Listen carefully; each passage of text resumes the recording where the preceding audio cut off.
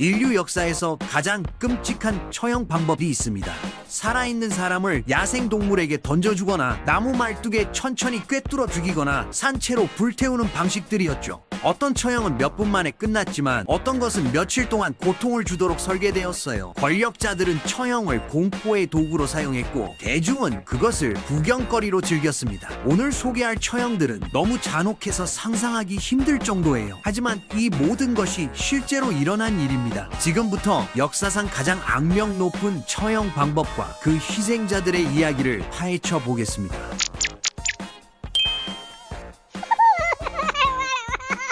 로마의 맹수형. 고대 로마에서 가장 잔혹한 처형 방법이었습니다. 라틴어로 담나티오 아드 베스티아스라고 불렸는데 맹수에게 던져지는 형벌이라는 뜻이에요. 범죄자, 노예, 기독교인, 국가의 적들이 이 처형을 당했습니다. 콜로세움 같은 거대한 경기장에서 수만 명의 관중이 지켜보는 가운데 집행되었어요. 사자, 표범, 곰, 하이에나 같은 야생동물들이 사용되었습니다. 처형당할 사람들은 경기장 한가운데로 끌려 나왔어요. 손발이 묶여 있거나 무기 하나 없이 던져졌습니다.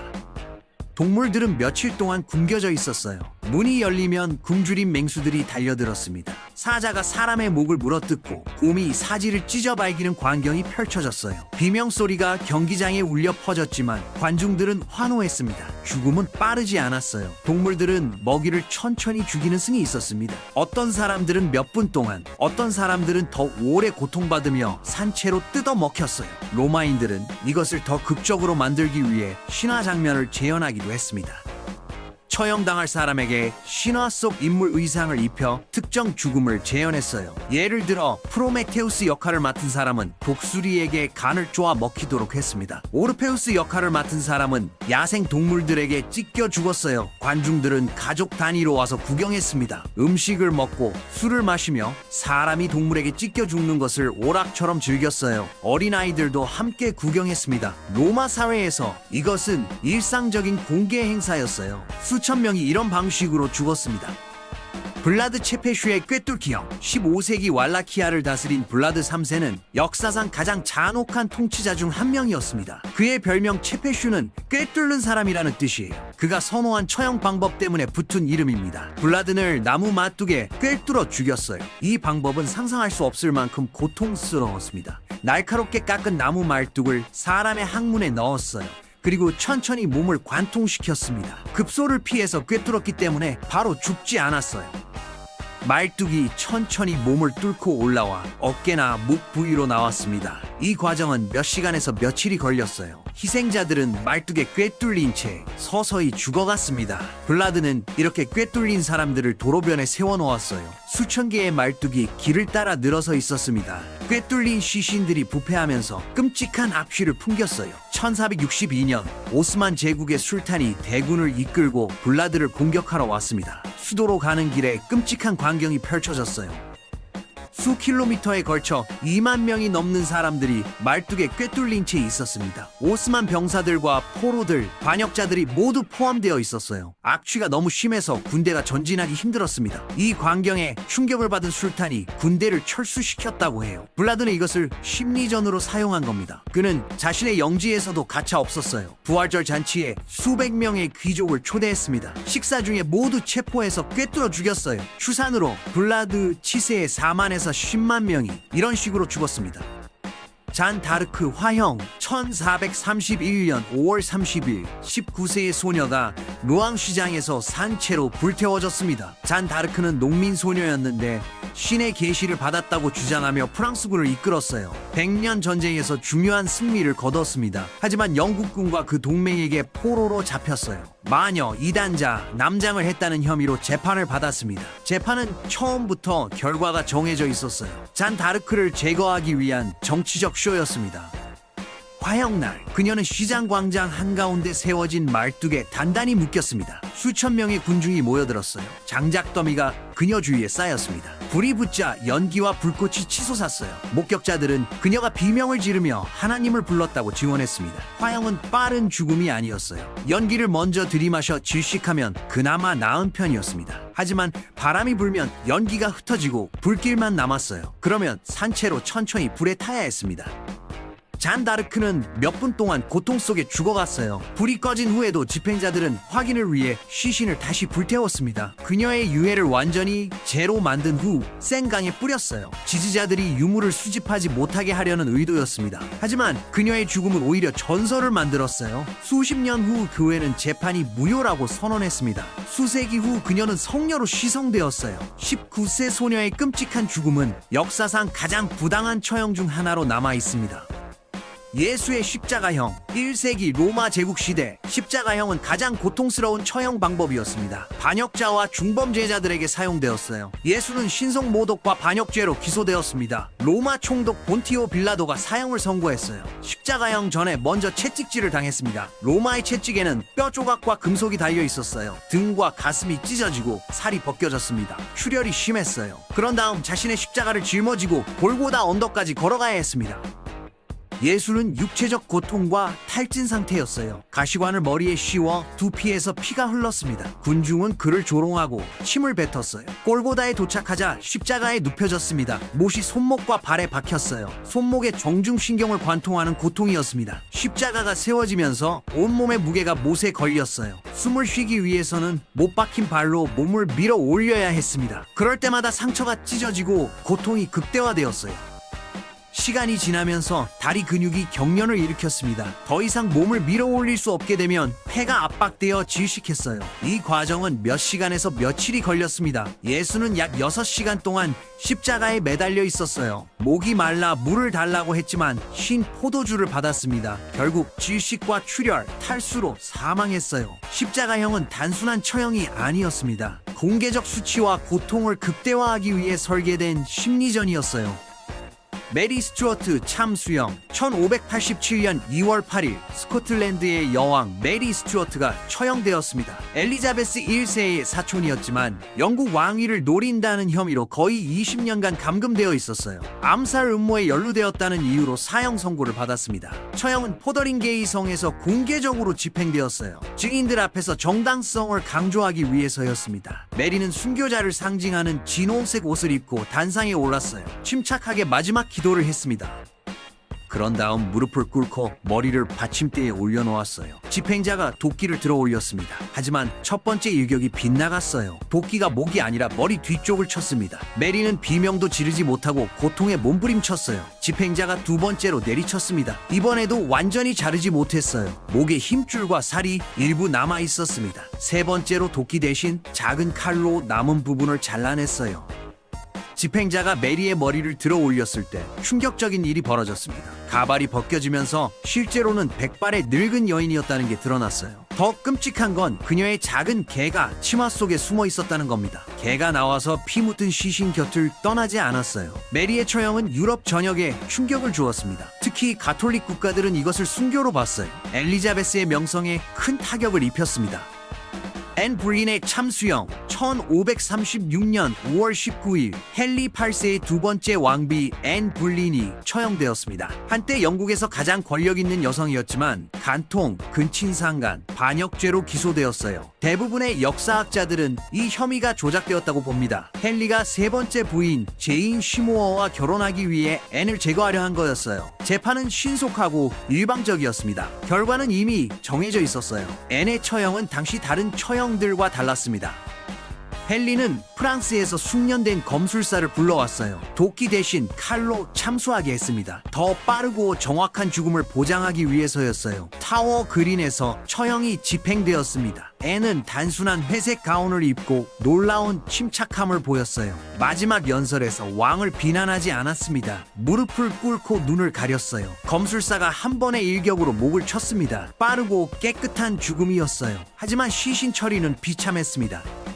제대로 된 관도 없었어요. 화살 상자에 시신과 머리를 넣어 타워 교회에 묻었습니다. 표시도 없는 무덤이었어요. 한때 영국의 운명을 바꾼 여왕의 비극적인 최후였습니다. 앤의 죽음은 영국과 유럽에 충격을 주었어요. 그녀는 가톨릭 교회와의 결별과 영국 국교회 탄생에 결정적 역할을 했습니다. 하지만 그녀의 몰락은 투더 왕조 정치의 변덕스러움을 보여줬어요. 왕비조차 질투, 정치적 음모에서 안전하지 않았습니다.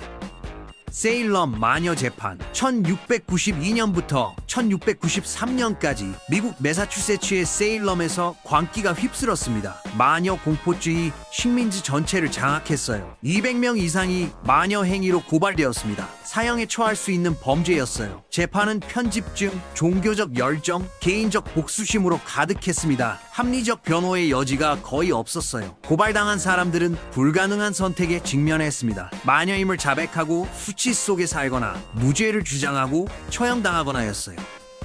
19명이 갤로우스 힐에서 교수형에 처해졌습니다. 대부분 여성이었어요. 처형은 공개적으로 집행되어 수많은 군중이 모였습니다. 희생자들은 처형장으로 끌려가기 전에도 고통받았어요. 더럽고 춥고 습한 감옥에 몇 달씩 갇혀 있었습니다. 제대로 된 음식도 물도 없었어요. 일부는 재판도 받기 전에 감옥에서 죽었습니다. 한 남자 자일스 코리는 특히 끔찍한 죽음을 맞았어요. 답변을 거부하자 돌로 눌러 죽이는 형을 받았습니다.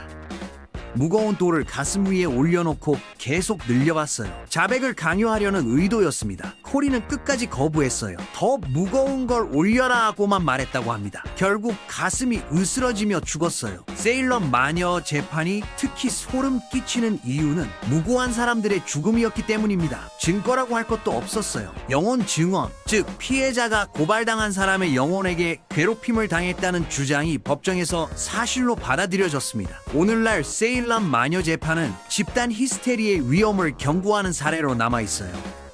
전기의자 처형. 1890년 뉴욕에서 전기의자가 처음 사용되었습니다. 교수형보다 인도적이라고 선전되었어요. 하지만 첫 처형부터 끔찍한 실패였습니다. 윌리엄 캐너가 첫 희생자였어요. 그를 의자에 묶고 전극을 부착했습니다. 17초간 1000볼트의 전류를 흘렸어요. 캐너가 죽은 것처럼 보였습니다. 하지만 갑자기 숨을 쉬기 시작했어요. 여전히 살아있었던 겁니다. 목격자들은 공포에 질렸어요. 전력을 다시 올리는데 시간이 걸렸습니다.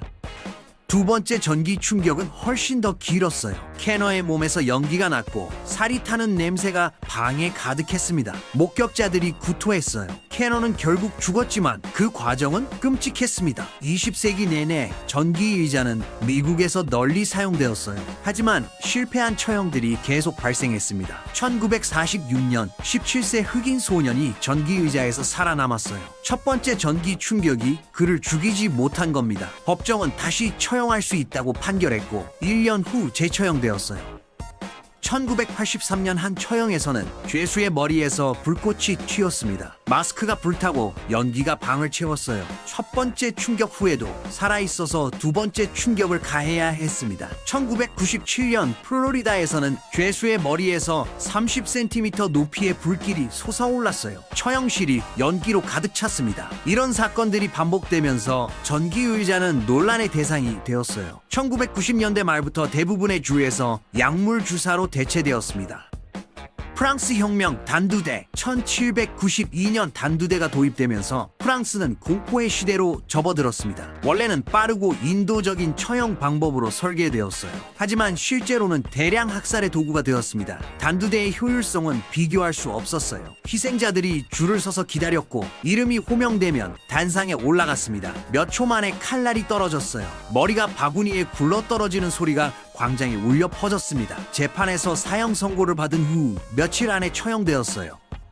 광장에는 매일 단두대가 서 있었습니다. 파리 시민들에게 처형은 일상적인 구경거리가 되었어요. 가족 단위로 와서 자리를 잡고 앉았습니다. 음식 장수들이 빵과 와인을 팔았어요. 팸플릿 판매상들은 희생자들의 명단과 죄목을 적은 인쇄물을 팔았습니다. 머리가 떨어질 때마다 환호성이 터져 나왔어요. 어떤 사람들은 단두대 앞자리를 차지하기 위해 일찍부터 와서 기다렸습니다. 처형을 뜨개질을 하면서 지켜보는 여성들도 있었어요.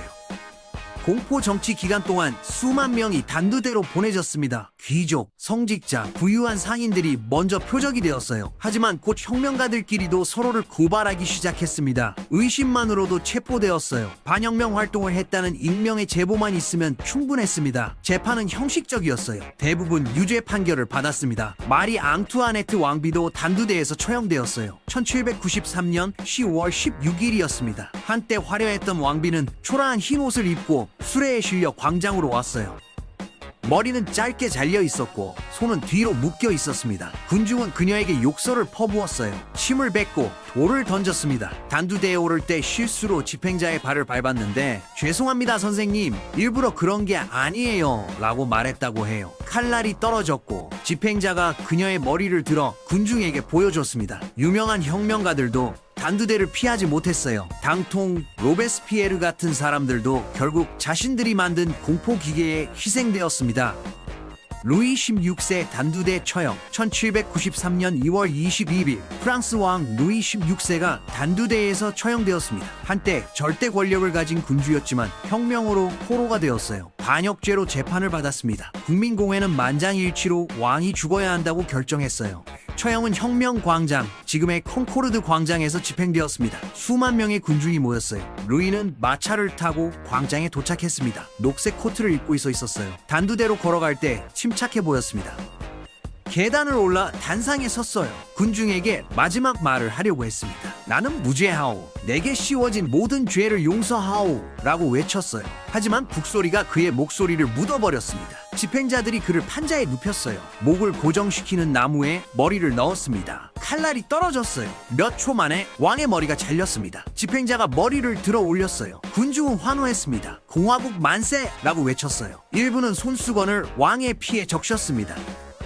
루이 16세의 처형은 단순한 한 사람의 죽음이 아니었어요. 수백 년간 이어진 왕정의 종말을 의미했습니다. 신이 선택한 왕이라는 개념이 무너진 순간이었어요. 유럽의 다른 군주들은 충격을 받았습니다. 영국, 스페인, 오스트리아가 프랑스에 선전포고를 했어요. 하지만 프랑스 혁명가들에게는 승리의 순간이었습니다. 왕의 처형은 공포 정치의 시작을 알렸어요. 그 후 수천 명이 같은 운명을 맞았습니다. 로마노프 왕가 총살. 1918년 7월 17일 새벽 러시아 제국의 마지막 황제 가족이 학살당했습니다. 니콜라이 2세, 황후 알렉산드라 5 자녀가 모두 살해되었어요. 러시아 혁명으로 황제가 퇴위한 후 가족은 볼셰비키에게 포로로 잡혀 있었습니다. 예카테린부르크의 이파티예프 저택에 감금되어 있었어요. 내전이 격화되면서 백군이 도시에 접근하고 있었습니다. 볼셰비키는 황제 가족이 구출될까봐 걱정했어요. 모스크바에서 처형 명령이 내려왔습니다. 한밤중에 경비병들이 가족을 깨웠어요. 안전을 위해 지하실로 내려가야 한다고 말했습니다. 황제, 황후, 13세부터 22세까지의 5 자녀, 그리고 충성스러운 하인 넷이 함께 내려갔어요. 작은 지하실 방에 모였습니다. 의자를 몇 개 가져다 달라고 했어요. 황후와 아픈 아들이 앉았습니다. 갑자기 문이 열리며 무장한 볼셰비키 병사들이 들어왔어요. 지휘관이 처형 명령서를 읽기 시작했습니다. 니콜라이가 뭐라고? 라고 물었어요. 대답 대신 총성이 울렸습니다. 방은 총소리와 비명으로 가득 찼어요. 니콜라이가 먼저 쓰러졌습니다. 황후와 큰딸이 십자가 표시를 하려다 총에 맞았어요. 딸들의 옷 속에는 보석이 꿰매져 있었습니다. 총알이 보석에 튕겨나가면서 즉사하지 않았어요. 병사들은 총검으로 마무리했습니다. 방은 연기와 피로 뒤덮였어요. 비명과 신음소리가 몇 분간 계속되었습니다. 11명 모두 죽는데 20분이 걸렸어요. 시신들은 트럭에 실려 숲속으로 옮겨졌습니다. 구덩이에 던져지고 황산을 부어 얼굴을 알아볼 수 없게 만들었어요. 수십 년 동안 그들의 운명은 미스터리로 남아있었습니다. 일부 자녀가 살아남았다는 소문이 돌았어요. 1990년대가 되어서야 유해가 발견되었고 DNA 검사로 신원이 확인되었습니다. 300년 로마노프 왕조는 지하실에서의 대학살로 끝났어요. 라스푸틴 암살자들의 처형. 1916년 그리고리 라스푸틴은 러시아皇室에 막대한 영향력을 행사하던 신비주의자였습니다. 귀족들과 정치인들은 그를 제거하기로 결정했어요. 12월 어느 밤 그들은 라스푸틴을 저택으로 유인했습니다. 청산가리를 탄 케이크와 와인을 주었어요. 하지만 라스푸틴은 죽지 않았습니다. 총으로 쏘았는데도 일어나서 도망치려 했어요. 여러 발을 더 쏘고 구타하고 마침내 얼음강에 던졌습니다. 부검 결과 익사로 죽었다고 해요. 라스푸틴의 암살자들은 귀족과 정치 내부자들이었습니다. 하지만 1917년 볼셰비키 혁명 후 그들에게 보복이 찾아왔어요. 라스푸틴 살해에 연루된 많은 사람들이 자신들도 처형당했습니다. 일부는 교수형에 처해졌어요. 이 처형들은 단순한 처벌이 아니었습니다. 공개적 수치를 주기 위한 구경거리였어요. 라스푸틴의 암살자들을 공개 처형하는 것은 새로운 정권의 메시지였습니다. 옛 권력을 건드린 자들을 용서하지 않겠다는 거였어요. 아이러니한 것은 라스푸틴 자신이 독, 총, 구타를 견뎌낸 것처럼 그의 암살자들도 여러 처형 시도를 견뎌야 했다는 겁니다. 어떤 경우에는 교수대 밧줄이 끊어졌어요. 다시 교수형을 집행해야 했습니다. 정치적 격변기의 처형은 정의보다는 잔혹한 연극에 가까웠어요. 복수가 처벌과 잔혹함 사이의 경계를 흐리게 만들었습니다.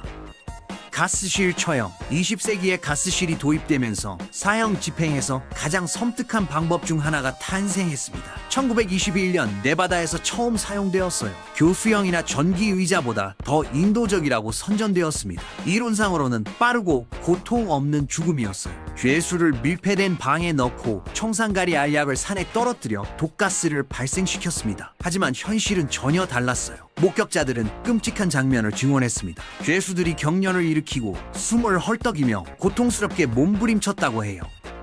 가스를 들이마시면 온몸이 타는 듯한 고통을 느꼈습니다. 폐가 불타는 느낌이었어요. 일부 처형은 몇 분 동안 계속되었습니다. 죄수가 유리창에 몸을 부딪히며 숨을 쉬려고 발버둥 쳤어요. 목격자들과 희생자 모두에게 지속적인 트라우마를 남겼습니다. 이 방법은 다른 미국 주들에도 채택되었어요. 현대화된 처형의 상징이 되었습니다. 하지만 논란이 끊이지 않았어요. 1990년대 들어 법원들이 헌법에 위배되는 잔혹한 처벌이라고 판결하기 시작했습니다. 1996년 캘리포니아 연방법원이 가스실을 위헌이라고 선언했어요. 극심한 고통을 유발한다는 이유였습니다. 점차 약물 주사로 대체되었어요. 오늘날 가스실은 사형 역사에서 섬뜩한 장으로 남아 있습니다. 유리벽 안에서 질식하는 죄수들의 이미지는 국가가 승인한 죽음의 끔찍한 현실을 상징해요. 체 게바라 총살. 1967년 10월 9일 아르헨티나 출신 혁명가 에르네스토 체 게바라가 볼리비아에서 총살당했습니다. 피델 카스트로와 함께 쿠바 혁명을 이끈 후 체는 라틴 아메리카 전역에서 비슷한 봉기를 일으키려 했어요. 볼리비아에서의 게릴라 전쟁은 수개월간의 고난과 배신, 그리고 CIA의 지원을 받은 볼리비아군의 끈질긴 추격 끝에 실패했습니다. 10월 8일 체포된 체는 라 이게라 마을의 작은 학교 건물에 억류되었어요. 다음 날 총살 명령이 내려졌습니다. 전해지는 바에 따르면 체는 포로로 잡은 사람들에게 쏴라 겁쟁이, 너는 한 사람만 죽이는 거야 라고 말했다고 해요. 볼리비아 병사들이 총살을 집행했습니다. 여러 발의 총알이 그의 몸을 관통했어요. 체가 즉시 죽지 않도록 급소를 피해 쏘라는 명령이 있었다고 합니다. 그가 고통스럽게 죽기를 원했던 거예요. 체의 시신은 공개적으로 전시되어 그의 죽음을 증명했습니다. 사진이 전 세계로 퍼졌어요. 그런 다음 표시 없는 무덤에 묻혀 추종자들이 성지를 만들지 못하게 했습니다. 체 게바라의 처형은 즉각적인 맥락을 넘어섰어요. 적들에게는 위험한 반군의 제거였습니다. 지지자들에게는 그를 혁명의 순교자로 변모시켰어요. 이 처형이 특히 소름 끼치는 이유는 잔혹함뿐만 아니라 그의 유산의 힘 때문입니다. 총살되는 체를 침묵시키려 했지만 오히려 그의 불멸을 보장했어요. 죽음 앞에서의 그의 반항은 계속 울려 퍼지고 있습니다. 그의 처형은 현대사에서 가장 악명 높은 것 중 하나가 되었어요. 사담 후세인 교수형. 2006년 12월 30일 전 이라크 독재자 사담 후세인이 교수형으로 처형되었습니다. 수십 년간 공포, 잔혹성, 대량 학살로 이라크를 통치한 후 2003년 미군에게 체포되었어요. 재판은 광범위하게 중계되었습니다. 인도에 반하는 죄, 특히 1982년 두자일에서 148명의 시아파 마을 주민을 살해한 혐의로 유죄의 판결을 받았어요. 처형 자체는 신속했지만 논란이 많았습니다. 사담은 바그다드의 교수대로 끌려갔어요. 마지막 말을 할 시간도 거의 주어지지 않았습니다. 목에 올가미가 채워졌어요. 갑자기 발판이 떨어지면서 그의 생명이 끝났습니다. 하지만 휴대폰으로 몰래 촬영된 영상이 전 세계로 퍼졌어요. 영상에는 경비원들의 조롱과 혼란스러운 장면이 담겨 있었습니다. 사담의 죽음에 대한 반응은 분열되어 있었어요. 많은 이라크인들, 특히 그의 정권 아래 고통받았던 사람들에게는 마무리의 순간이었습니다. 하지만 다른 사람들은 처형의 잘못된 처리를 비판했어요. 지역 내 종파 분열을 더욱 부채질하고 안정을 해쳤다는 주장이었습니다. 국제적으로 인권단체들은 재판의 공정성과 정치적으로 민감한 사안에서의 사형에 의문을 제기했어요. 사담의 교수형이 소름 끼치는 이유는 그가 누구였는지 뿐만 아니라 그것이 상징하는 바 때문입니다. 폭력적인 시대의 폭력적인 종말이었어요. 흔들리는 휴대폰 영상에 포착되어 실시간으로 전 세계와 공유되었습니다. 그의 처형은 이라크의 혼란스러운 전환기를 보여주는 상징으로 남아있어요. 역사상 가장 악명 높은 처형들은 단순히 죽음의 방법 그 이상을 보여줍니다. 권력의 잔혹함, 정의의 왜곡, 그리고 인간이 얼마나 끔찍해질 수 있는지를 보여주는 증거예요. 야생동물에게 찢겨 죽고, 말뚝에 꿰뚫려 죽고, 불에 타 죽고, 단두대에서 머리가 잘린 수많은 사람들의 이야기는 공포와 경고로 남아 있습니다. 이런 역사를 기억하는 이유는 같은 잔혹함이 반복되지 않도록 하기 위해서예요. 재밌게 보셨다면 좋아요, 알람 설정 부탁드립니다. 다음 영상에서는 더 흥미롭고 잡다한 이야기들로 찾아오겠습니다.